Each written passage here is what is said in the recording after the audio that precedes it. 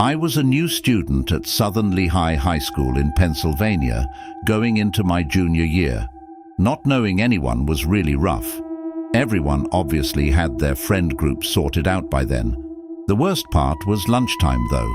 My school wouldn't let juniors leave for lunch, only seniors, so I had to eat in the cafeteria. I was dreading it, because I knew I'd have no one to sit with, and I didn't want to force myself into a random table. When lunchtime finally came, I walked into the cafeteria with my tray of food, looking for a place to sit. Every single table was taken. I didn't even have the option of sitting alone, but there was one table in the corner of the cafeteria with only 2 kids sitting at it. That was the least intimidating spot to sit, so I walked over and asked if I could sit there. They both looked at each other, and one of them said, "Yeah." I noticed upon sitting down that the 2 were identical twins. They looked like they were partially of Hispanic heritage, but they didn't have accents. They honestly seemed all right. They introduced themselves as Antonio and Bruno, and they had a conversation with me. They invited me to hang out with them after school, and honestly, I figured why not? I had to start somewhere as far as making friends. I got their numbers, and after school, I went home to drop off all my stuff. Shortly after, I got a text from Bruno telling me he and his brother were planning on hanging out. He told me to meet them around 9 that night at the nearby cemetery, which was like a 10-minute walk from my house. He said there was a cool hangout spot near there, plus the first day of school was on a Friday, so we had off the next day. I had nothing to do, so I said, "Yeah, I'm down." When the time came, Bruno texted me one more time asking if I was still coming. I said, "Yeah, I'm gonna leave in a few," and confirmed we were meeting on the road by the cemetery. He said, "Yeah." So I began my walk in the dark to the cemetery. The longer I walked, the more I thought about my home move and being the new kid in high school. Thinking about the fact that I was literally walking to a cemetery at night to hang out with 2 kids I just met. But anyway, I got to the little road next to the cemetery and asked Bruno where they were. He started typing right away and said they were in the woods, hanging by a small lake they wanted to show me. Then he promptly sent his location. So I made my way into the woods, pushing branches out of my way, using my tiny phone flashlight as my only light. I started calling for Bruno and Antonio as I felt like I was close enough according to the location he sent me. Suddenly, I heard footsteps, so I stopped. Definitely footsteps approaching me. They were very low and slow. I called out that they better not be trying to scare me. Well, they weren't answering me though. I decided this was stupid. I turned and started walking back toward the road. Those footsteps I mentioned earlier. They turned from quiet and slow to fast, and before I could even react, someone had their nails digging into my neck, effectively choking me. I heard a familiar voice screaming, "Grab him! Grab him!" I managed to break free from the sort of chokehold and sprinted toward the road. I know they followed me until the tree line by the road. I was faster than them, and I could run for miles, and that's what I did. I ran straight home and told my parents. They considered calling the cops, but I thought it would be better to get pictures of the nail marks on my neck and report it to the school the next day. That's what we did, and with the help of the text that I got from Bruno, I was able to get the 2 students expelled. My parents made me block both their numbers. I didn't exactly argue with that though.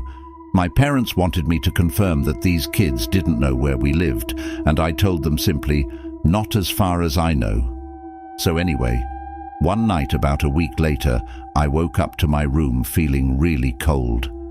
I heard the sound of wind blowing into my room, and I looked at the window to see it was slid completely open.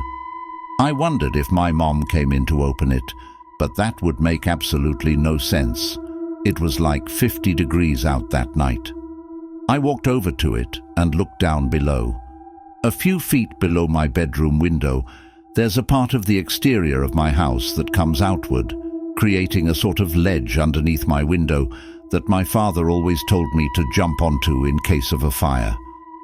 I shut my window and walked over to my parents' bedroom. I gently knocked and opened the door, and my mom groggily asked what I had to ask her, if she opened my window. She sat up saying, "No, why?" I told her in a louder, more concerned voice now that my window was opened all the way by somebody. She started shaking my dad to wake him up and go check my room with me. But when he woke up, he told me to grow up and go back to sleep. I left my parents' door open as I walked back down the hall to my room, and I picked up on something that I'm surprised I even noticed. My door seemed to be half shut now, as opposed to completely open when I left. I pushed the door open just a little bit so I could get a look through the crack and see if, someone was behind the door. Even though I had the thought of the possibility, I never could have actually expected to see it. There was someone hiding behind my door. I screamed for my dad like a little girl. I screamed so loud, I'm sure it could be heard 3 doors down, and my door suddenly slammed shut, just as my dad came rushing out of his room over to me. I screamed, "There's people in my room." So he barged into the room and turned the light on. At that moment, we saw the leg of a person jumping out my window.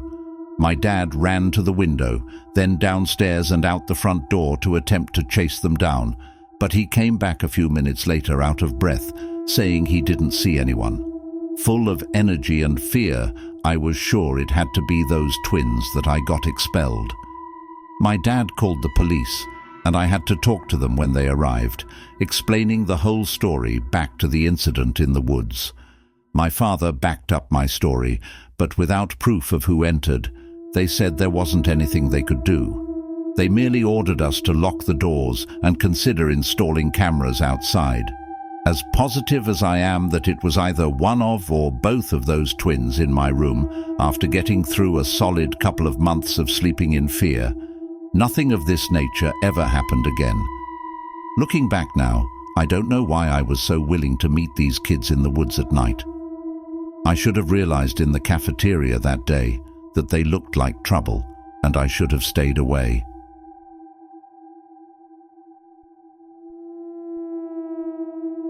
Freshman year of high school, 2007, gym class, last period. We had a substitute gym teacher on one of the stormiest days of the year. He was an older man, not a senior citizen but grey, maybe 55 to 60. He took attendance, and when he passed me, he did a double take at me, which I found a bit uncomfortable. Not to float my own boat, but I always understood I looked older and really good for a freshman in high school. The sub told us to get into our volleyball teams, and he disappeared into the hall by the locker rooms for a while. 40 minutes went by and the period was over. It was time for us to get changed and go home. I got into the locker room, but for some reason, my locker wasn't opening. I tried my usual combination over and over, but it wouldn't click open. So I had to go to the sub and let him know to ask for my combination again. I figured maybe the combo just slipped from my mind for some reason. The sub told me to give him a few minutes and he'd get the list of locker combos. I waited outside the office, and out he finally came with a book in his hands, open to a specific page. He walked into the girls' locker room with me, which I didn't expect him to do. The locker room was basically empty now, with one girl finishing up changing. He walked over to my locker and tried the combination written down on the paper. It didn't work, no matter how many times he tried it. Each time he tried it and failed, he would look at me and laugh. I would force myself to laugh along to be polite. Then it started getting weird. He put his hand on my shoulder as he said, "We'll figure this out." He tried the combination again, with his hand still on my shoulder, and it didn't work again. I felt his hand slowly start inching down from my shoulder to my lower back. I pushed myself away and grabbed my bag, saying, "It's okay, I'm late for my bus." He tried the combo in the locker one more time, and it opened. He smiled and walked away. I waited till I heard the locker room door shut. and I proceeded to get changed quickly, when suddenly the room went dark. I finished pulling up my pants and shoved my locker in the dark. I threw on my backpack and started walking to the back exit of the locker room, which led outside. I feared that the sub would be waiting right by the door for me. I got predatory vibes from him. When I got to the end of that specific aisle of lockers I was in the intersection of two rows.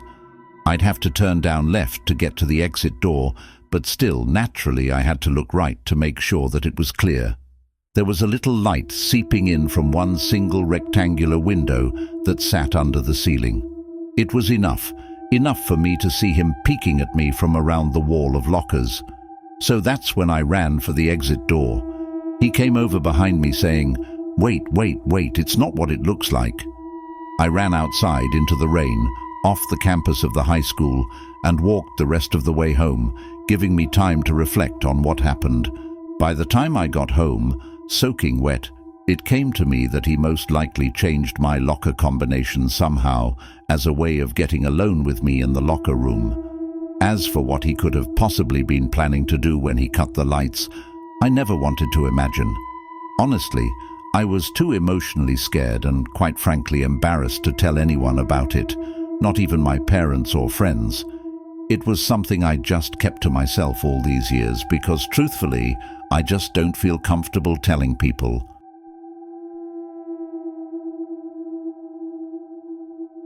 When I was in high school, I was in the band, and my school band was basically an easy A. It was either that or orchestra or chorus, so I went with band. Anyhow, our band teacher, Mr. Nicholson, had the grading system set up so that as long as you attended class and went to your weekly lessons, you got an A. Sadly, towards the end of one quarter, I was missing 2 lessons. Because of that, my grade was a B. I went to him after class to ask if I could make up the lessons, and even though he seemed reluctant, he said he would let me come in during a lunch period and practice in one of the downstairs storage rooms to get credit for a lesson. I was more than happy with that because realistically, I would probably just play games on my phone anyway instead of actually practicing.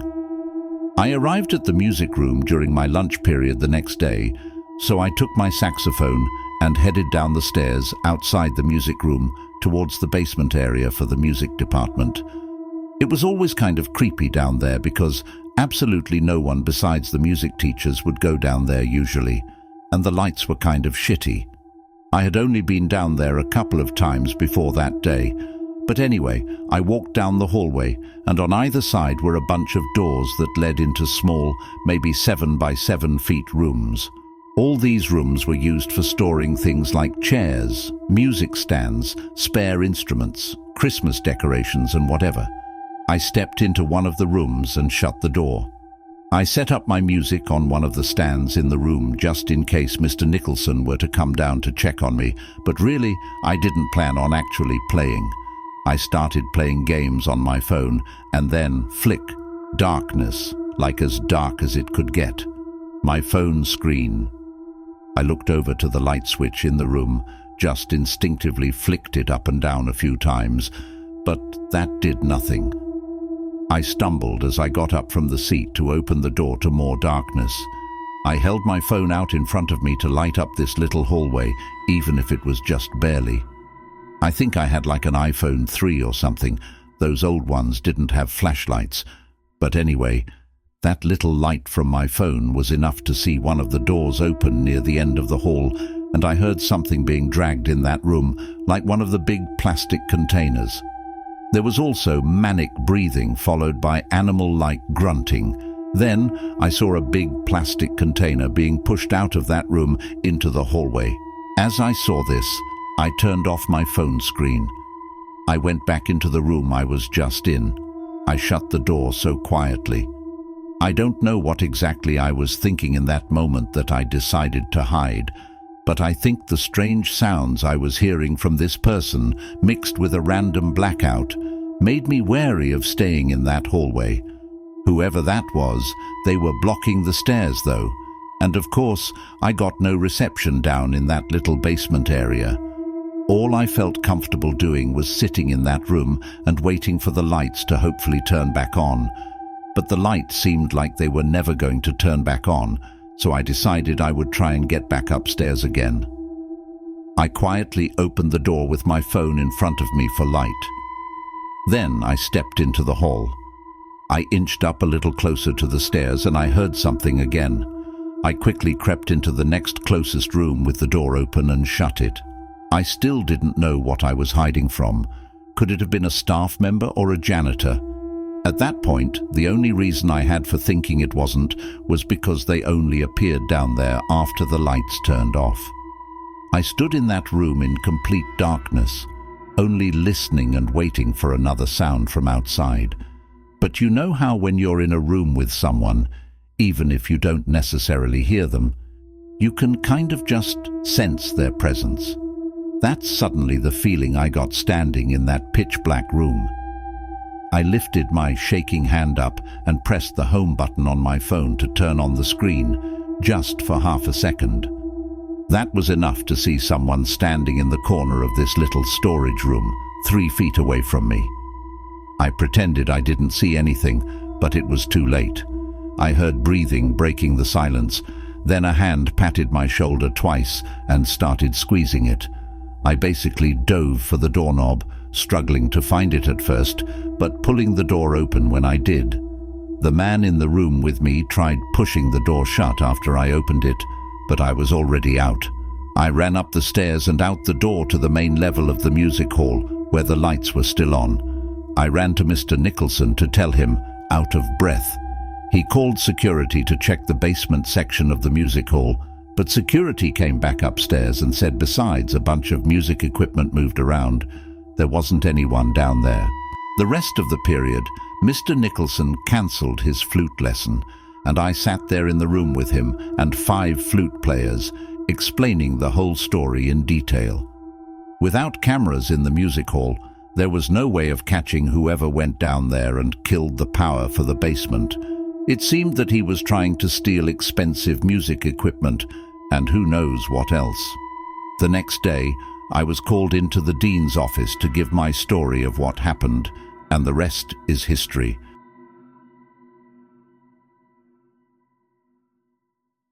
One night, my friends and I hatched a genius plan. We'd sneak into the high school basement through one of the windows. It was broken and never fixed. The thing about this window, you'd have to hop a short metal gate surrounding the outside staircase leading to the basement. Not that it would effectively stop anyone, but it added that extra barrier that makes you feel like you're really doing something devious when you crossed over it. We made sure there weren't any security cars anywhere nearby and hopped the gate. Crawling in through the window proved difficult considering we had to boost ourselves up, then crawl through an insanely skinny opening. But once we were in, we were in. We kind of dispersed from each other to explore different areas. One thing was for sure, the basement of the school was a mess, and anything but interesting. There was little light. One small white light was on in a far corner, and the exit sign light actually produced more light than you'd think. I was looking around when I saw one of my friends in front of me. He whispered, "Let's go upstairs." So I followed him upstairs, and he opened the door up to the main hallway of the school. Everything was dark. I always thought there were at least some lights left on in the school at night, but no, not a single light was on. All that really stood out as far as the eye could see were the various exit signs glowing red. I followed my friend down the hall and remembered saying, "Dude, this is really creepy." He replied back, but I realized he was right. Who knew if somebody else could be in the building besides my friends and I? Little did I know just yet. I followed my friend into the bathroom, and he went into one of the stalls. I whispered, "Hurry up." I waited for a while, then my phone started to ring. I picked up, and it was one of my friends, Chris. He asked, "Where the hell did you go?" I said, "I'm upstairs with either Roland or Brandon." He said, "What do you mean?" They're with me, and right after, both Brendan and Roland said hi, apparently on speakerphone. I stuttered the word "I" and stopped, trying to think straight. Then there was a laughing coming from the stall, not the laugh of any of my friends. I looked up at the stall. There was someone looking over it at me, probably standing on the toilet.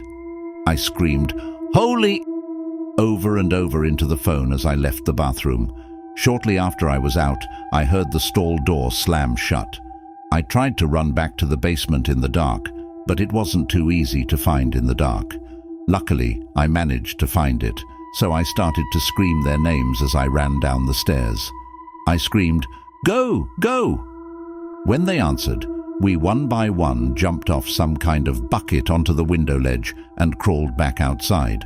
I was the first one out, though afraid that the person from the bathroom was following.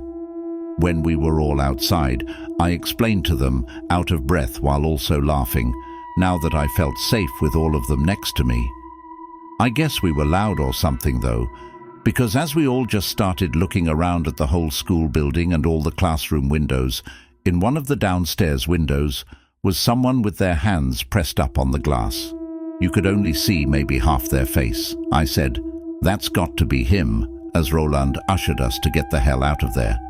We ran until we were off the premises of the school, and that was that. We came up with a lot of possible explanations, but none of them really made sense. Obviously, we never did anything like that again though,